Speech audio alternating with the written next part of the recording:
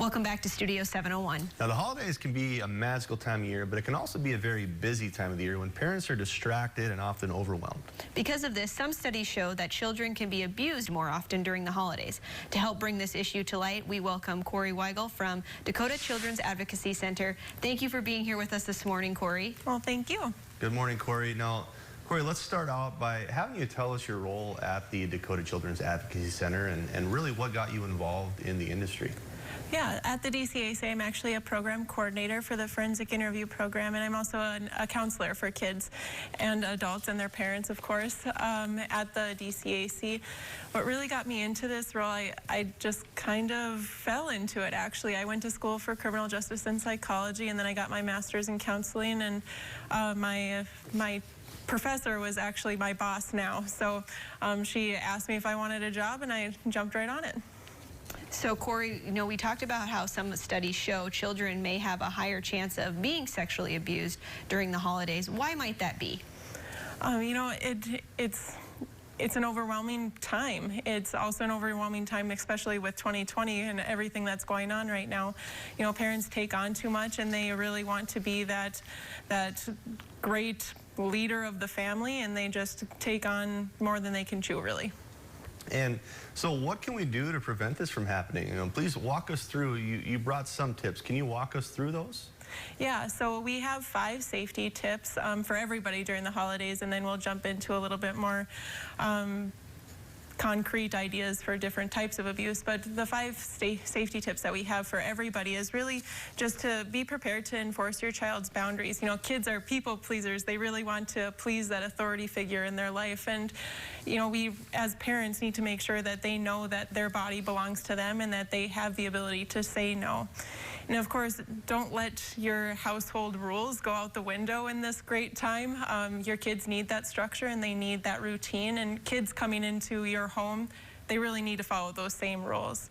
And of course, remember, it's okay to say no. You know, some of us, we go to 4 different holiday events and we have to please all of these people and bring everything to these places.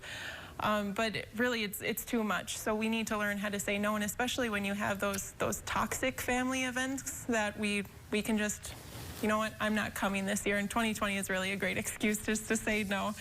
And of course, be prepared to just speak up for your child. Like we talked about before, your children really want to please that adult in their life. So if you see your child like getting too exhausted, or you know, maybe they're playing a fun game and they start getting tickled by that great uncle that they just love, but you can see that it's becoming too much, and God knows it always happens, those kids start to cry.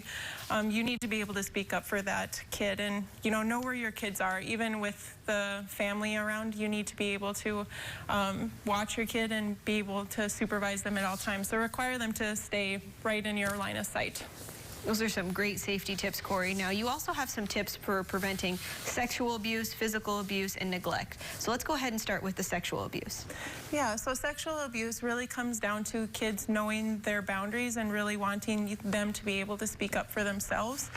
And sexual abuse, it happens with anybody. So limiting their time alone, 90% of abuse happens when they're in one-on-one situations with another person. And of course, being alert, it can happen to anybody. It can happen with any family member. 30% of sexual abuse actually happens with another child.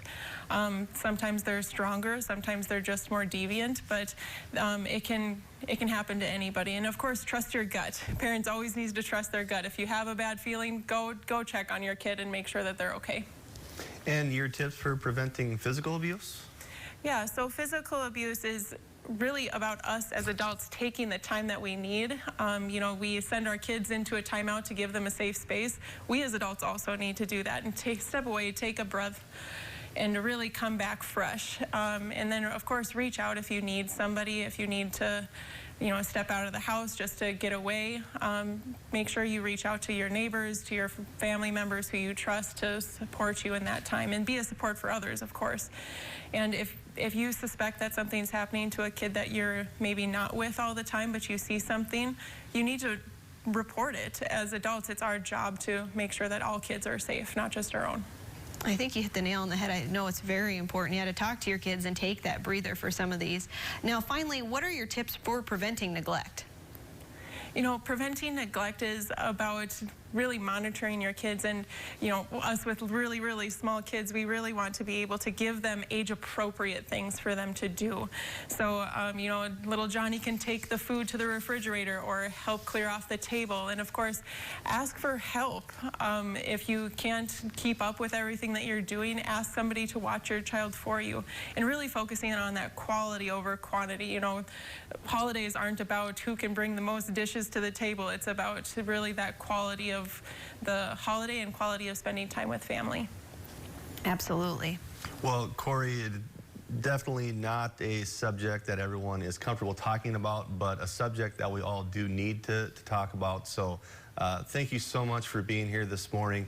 If you'd like to learn more about the prevention program used at the Dakota Children's Advocacy Center, feel free to go to their website at dakotacac.org.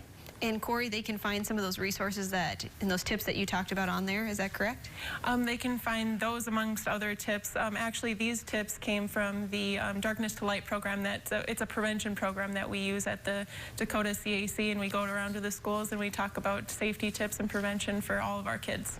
Awesome. Well, thank you so much again, Corey, for joining us. Stick around, though. Coming up next,